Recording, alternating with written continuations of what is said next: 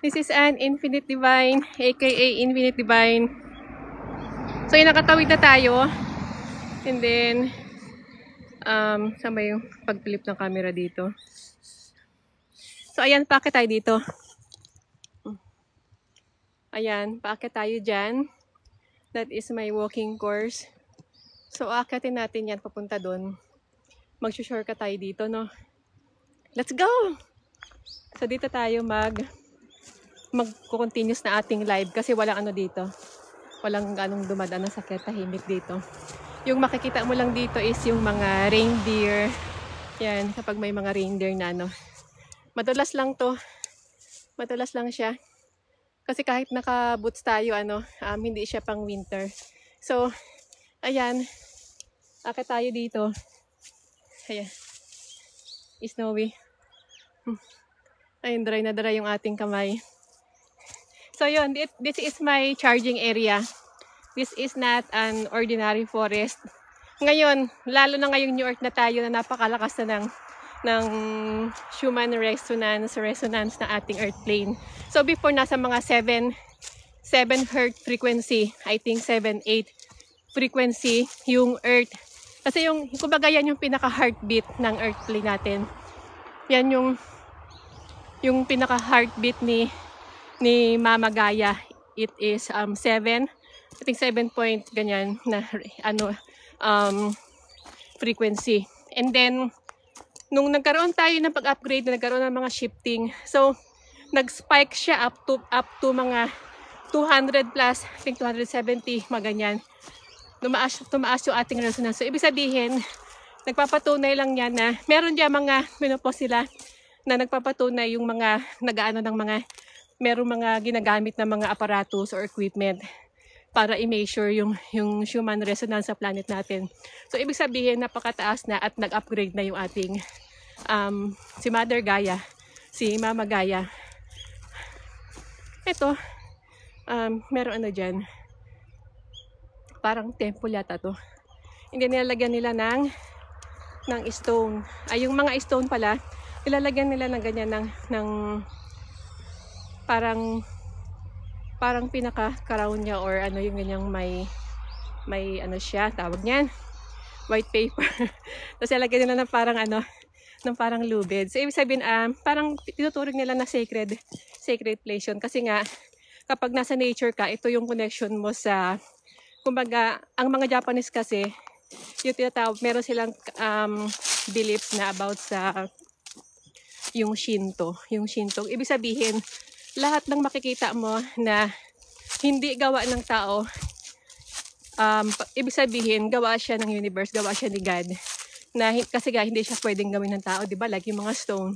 Kumbaga yan yung gawa ng nature or gawa ng creation ni God, na merong life force energy. When it comes to life force energy, meron siyang spirit na connected rin sa atin. So this is New Earth, year 2025. If you are in a path of spiritual awakening and spiritual journey, if you are in the process of raising your frequency and vibration, so thank you for tuning in. If you have a question about New Earth, so dito natin pag-usapan yan, yung mga usapan na hindi pinag-usapan sa mga 3D. Kasi yung 3D, ito yung old Earth na kinds of beliefs and energy construct natin sa old Earth. So kaya nga mamaya maghahanap tayo ng place kung saan natin mailalagay itong camera.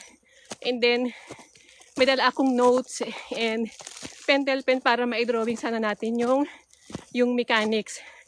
Kasi nga mas madali siyang maintindihan mas madali natin siya mabivisualize kung magkakaroon tayo ng diagram. Ayan. Maglalakad tayo hanggang doon. And then ngayon, dito kasi maraming puno dyan. And then, ang ginawa nila, ayan, pinutol nila. Dati, kapag nakakita ako ng ganyan, umiyak agad ako. Humahagulgol ako ng iyak. Kasi nga, after my spiritual awakening 2018, that was my That was my first spiritual awakening. So that time, very connected tayo sa mga fairies. Kasi yung mga fairies, kaya ngayong time na yan, ayan yung time na connected ako sa parallel universe ko ng Goddess of Nature. Yan, yung kumbaga, yung reyna ng mga diwata. Kaya pag nakikita ko yung mga puno na pinuputol sila, humagulgol ako sa iyak. Kasi nakaalan tayo dyan. Kasi itong mga fairies, they are real. Fairies are real. They are the caretakers also of this planet, about sa mga plants, sa mga foods, veggies and vegetable na kinakain natin. Bukod sa mga farmers na nagtatanim niyan. So yung mga fairies, sila yung unseen na bumubuhay or caretakers ng mga plants and vegetable, mga trees. Sila yan, yung mga unseen dyan, na mga elements, or they are called elementals. Namumula na yung nangungulubot yung kamay ko sa lamig, tsaka namumula. So yan, parang gusto ko magpaa. Kaya lang pag nagpaa kasi tayo, mamaya nagpo-frozen na yung paa natin. Tapos hindi ko na ma-feel yung nilalakaran ko. Kasi nga nagpo-frozen yung paa natin. So hopefully makana tayo dito ng lugar para makapag-drawing tayo. If you have a question, how can you connect with Goddess and fairies? Ikaw yung nakakaalam niyan. Ayan, thank you for question. Kasi nung time na yon, lagi kang malalaman mo yan kung makakakonect ka sa parallel. Kasi tayo, yung parallel self mo, yung parallel universe mo, kumbaga nakakakonect ka dyan based on your vibration and frequency. So at that time, ako yung may example ko lang kasi nga dahil na experience ko, i-share ko lang yung experience ko para mas madali ko siyang ma-explain. Kasi nga, mas madali ko siyang ma-example. Then, nung 2018, after my awakening, so yun yung time na lagi akong hinihila dito sa lugar na to. This is my charging point. Yung soul ko, alam mo, parang gustong dito na ako tumira, dito sa nature. Basta every time na makakalabas ako ng bahay, lagi ko siyang nami-miss, lagi kong yung paa ko parang merong humihila na halika punta tayo ng nature. So yon, that time nakakonect ako sa mga fairies, and then yung mga puno, mapifeel mo yan na meron silang buhay, meron silang energy, yung mga enkantada yan. Minsan pag magsi-selfie ka, minsan makikita mo yung mga aura nila na nakikita mo sa cellphone mo. Kasi yung cellphone mo, actually, meron akong video na hindi ko sila nakita sa physical eyes ko, but when I saw the iPhone, my videos in iPhone, the video, so nakita ko yung kanilang mga aura na nandoon yung para may mga fairy sila. So next time, ko yun, I think na-upload ko yun sa aking YouTube, yung about sa yung merong mga na captured na mga fairies. So dito yon, there are many fairies, and then yung first tree na pinaglalabasan ko when I was in my state of my shadow work, these trees also heal me to all my, and helping me to all my shadow work. So lagi ako pumunta sa kanya kasi nga yung aura niya, he has a red aura, and he is young prince, king. Lahat to trees there are different auras. They are it looks like a wood, but they are living, they are alive. So like nung puno na niyan na nandoon yung that tree is diyan nakatira si Tinkerbell. So minsan sumasama yan kapag may sinasama kong Haponesa dito, sumasama yung kay Tinkerbell. Yung Tinkerbell sumasama doon sa mga tao na yung nafe-feel din nila yung energies. And at that time, lagi akong nagsasabi na, I am a goddess of nature. I am a goddess of nature. Kasi nga, that is not coincidence. So, even you don't know, parang sa iba, they think that you are crazy. Why you are saying you are goddess of nature? But, you know, your soul knows it. So, your soul knows it na, kaya mo pala sasabi yon because you are connected with your parallel realities when it comes to different realities. Then if you are for example, you are a princess or you are a goddess or something na you are be connected to that reality. So, kumbaga lagi kong ini-spell yung sarili ko. I am calling myself Goddess of Nature. Kapag nagpo-post ako sa FB, nilalagyan ko siya ng I am Goddess of Nature. Pero minsan naisip ko, ba't tinatawag ko na Goddess of Nature yung sarili ko, ganon. Kumbaga, feel na feel ko. Tapos yung mga kinakain ko, ayoko siya ng mga, kapag nakita ko yung mga meat, yak! Parang ano ako sa dugo, parang feeling ko parang siyang buhay na tao na kinatay, basta ganon. Mas gusto ko yung mga pagkain na more on plants, mga ganon. Kasi nga, nung time na yun, napakalakas kong mag-juicing. So, ibig sabihin nun, very connected ka. And then, yung mga aura ng trees, their faces, you can see their faces. They have their own face. And then, meron din silang age kung if they are young or if they are old trees. So, it's just like a human being also. Tingnan muna ako. Ito nga yung sipon natin. So, yun. Dito. Ito pala yung, this is the, itong trees na to. Dati nag-video ako dito, nilagay ko siya dito. And then, ito yung camera, ganyan, nakaganyan ako. And then, dito sa likod ko, meron diyang para siyang white orbs, big orbs, na hindi ko siya nakita sa physical eyes ko habang nagbibideo ko. Pero, na-captured siya, the camera captured that aura na next time ipopost ko rin yun na that time, nandun pa ako sa state ng aking, alam mo yun yung gumagawa ako ng mga, kasi nagsisimula pala ako mag-video-video. Kasi before, very I am very shy person. So I don't know how to speak. I am not confident what I'm saying. Kasi nga ayoko magkamali ako, ayoko nang i-judge ako. I don't want to judge me.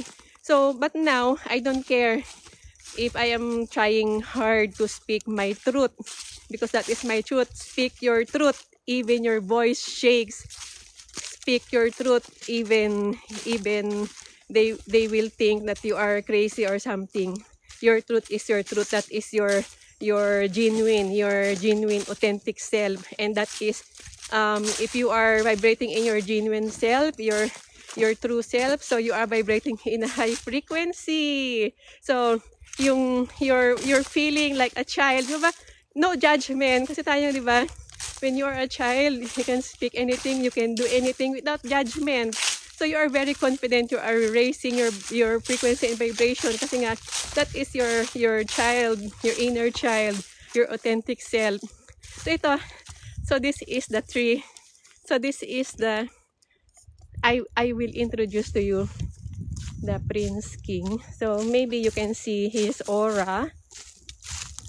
Konnichiwa. Akimashite omedetou gozaimasu. Kotoshi mo yoroshiku onegaishimasu. Itsumo arigatou gozaimasu. Ayan. So, ayan. Ikis natin siya. Happy New Year. So this is my, so nagbigay siya sa akin ng maraming healing during my spiritual awakening, during my shadow work. So, dito ako nagre-release. I am always releasing my negative emotion. I am always releasing my, alam mo yun, yung mga past trauma, my past trauma. Nag-emotional tayo. He helped me a lot. Kasi nga itong trees, did you know that trees can absorb all the negativity? So, if you hug the tree, so tree hugging will raise your frequency. So tree hugging will help your raising your frequency. At the same time, it will give you more download. So ibig sabihin, ang trees, they can absorb your negative energy. They can cleanse your aura, and at the same time, they can give you a downloads. Because the trees is very connected. They are very rooted. Di ba yung roots sila napaka-strong? They are very connected with Mother Gaia. They are very rooted. They are very strong. And at the same time, lahat ng mga information from Mother Gaia, from Earth, so they can also absorb it. That is why, did you know that saan mo nagsimula ang paper? So the paper is came from trees, came from woods. It is made from woods. And then that paper, we will write information, right? We will write knowledge and information. But when it comes to unseen realm and spiritual realm, so itong puno, ito talaga yung it is holding information. It is holding the information na information that we cannot find in any books.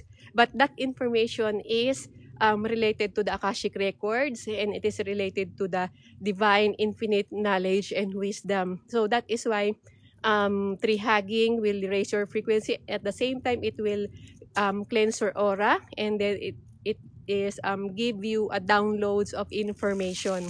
So it works also an antenna. Thank you, tree. Thank you so much. Arigatou gozaimasu. Kotoshi mo yoroshiku onegaishimasu. So yan.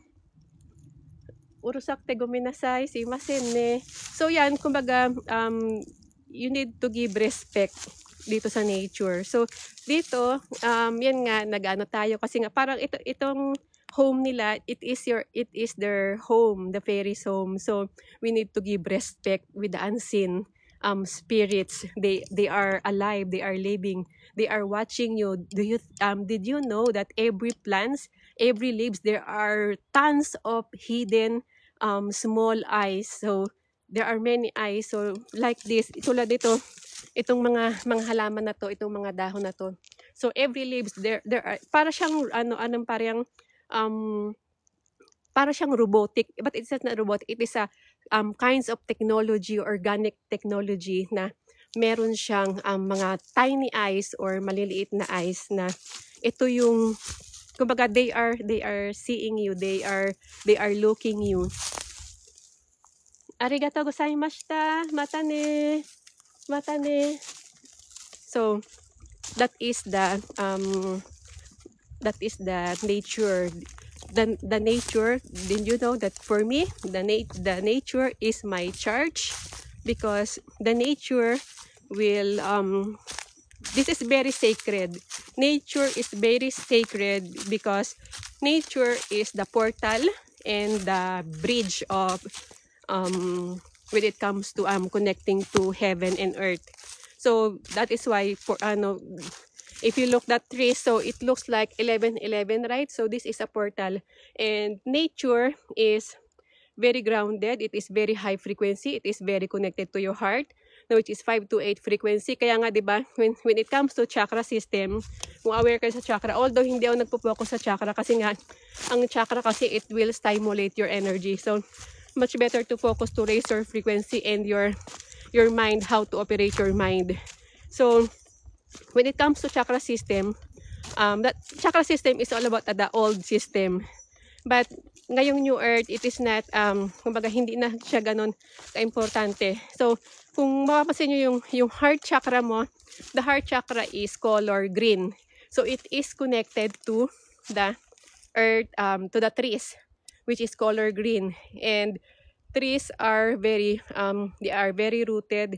So dito, they can help you to raise your frequency. Just walking with this kind of place in the nature will help you to raise your frequency.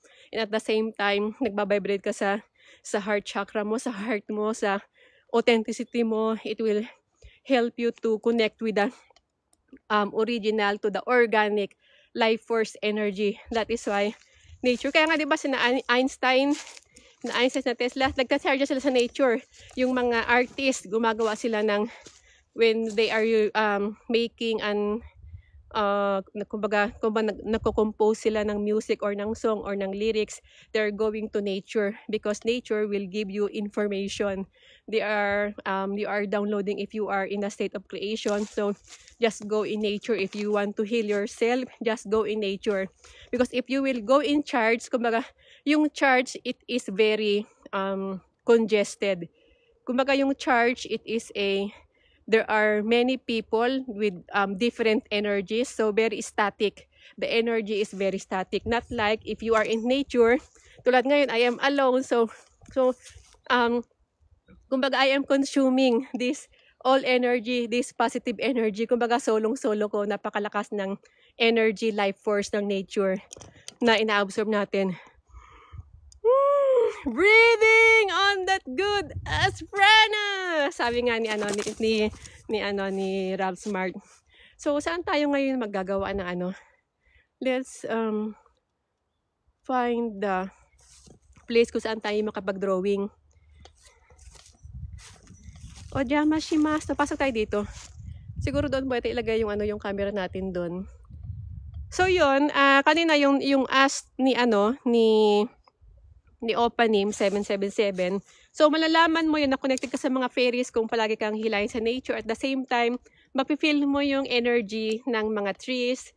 And minsan may tinatawag mo yung self mo na let's say kung isa ka ring fairies, so tatawagin mo rin na tawag nito na diwata or you are a Tinkerbell. So ibig sabihin you are connected with your fairy self na part ng parallel universe mo. So we are sharing higher knowledge and wisdom. So itong age of Aquarius, it is all about the power of your mind. The power of your mind. So we are upgrading our mind. So when it comes to external world, ano yung ginagawa nila sa external world, di ba? Ina-upgrade nila yung mga computer, yung mga technology. When the truth is you are the true technology.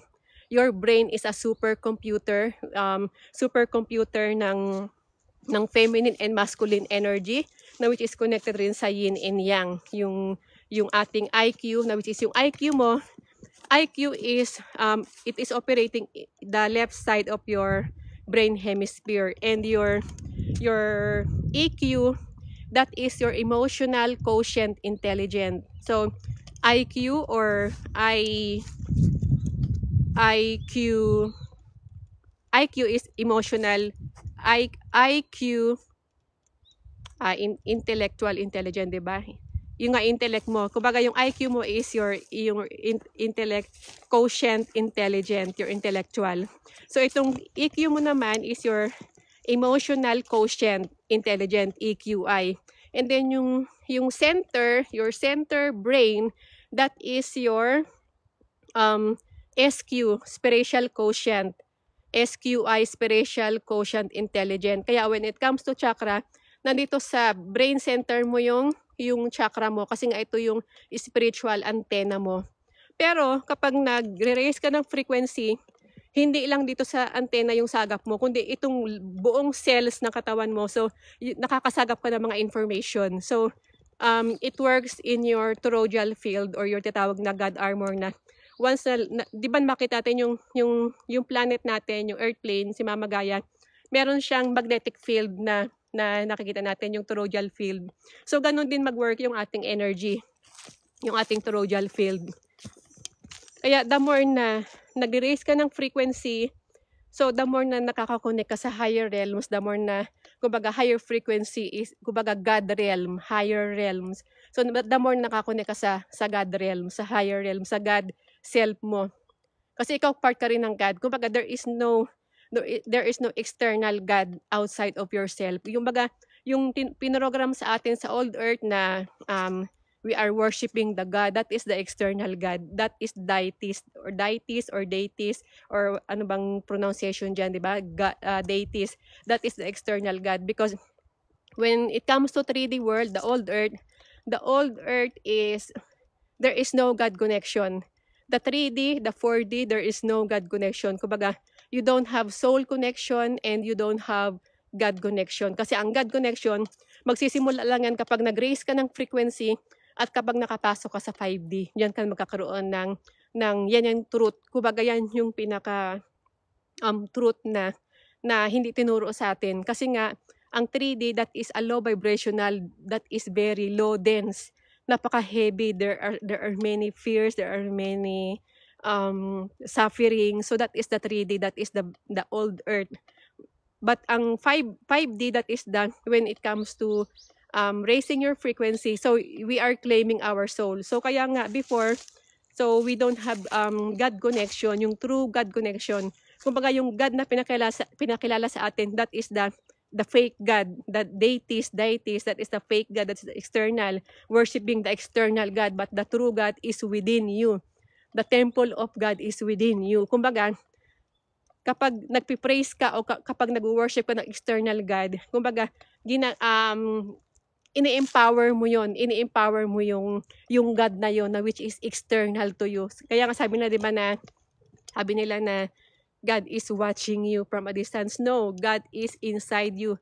God is within you. Kaya nga, hindi mo naman kailangan pumunta ng mga concrete jungle or something church o ng mga mosque para lang mag-worship or para lang kumunik kay God. Kasi nga, kahit saan ka pumunta, kahit saan kang place, pwede ka naman kumunik anytime if you want to know, if you know yourself. Kaya nga, di ba, during ancient times, they will teach people know thyself. Kasi nga, kung hindi mo kilala yung sarili mo, para ka lang tupa, para ka lang sheep, na susunod ka kung kanino, kung ano yung sabihin ng pastor, susunod ka doon, maniniwala ka doon. Pero ngayon, na nasa age na tayo ng Aquarius, it is all about, kaya di ba many people are awakening their third eye. Kasi nga, this third eye, it doesn't mean na makita ka ng multo o kung anong mga elemento dyan. Your third eye means your truth. It is about your truth.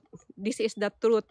Now, we have many revelation na kumbaga yung the old paradigm collapse. That is why there are many revelation. Kumbaga nabuking na yung mga sikreto, yung mga hidden agenda nila. So this is the time to know your truth, to know thyself, to connect the God within you. So ilapag natin dito itong i-setting natin, and then i-ano natin yung different ng old paradigm and new paradigm. So if you have a question about raising your frequency, i-type nyo lang kasi baka nalampasan ko sa kakadada ko. Baka nalampasan ko na yung inyong mga question. So yon, Open Name 77, your soul knows it if you are connecting with your fairy self, parallel universe. So darating ka sa time na yan. Kumbaga maraming mga sign na minsan your physical body, you don't know why, kung bakit mo titawag yung self mo na ganon, kung bakit nangyayari yung ganon, pero your soul knows it kung nakakonect ka sa mga fairies. And then makikita mo sila, mararamdaman mo sila. Kung hindi mo naman sila makita sa third eye mo, because hindi pa naman ganun ka open yung third eye mo. So pwede mo silang ding makita tulad sa videos, or pwede mo silang ma-feel. So dito, ilapag natin yung ating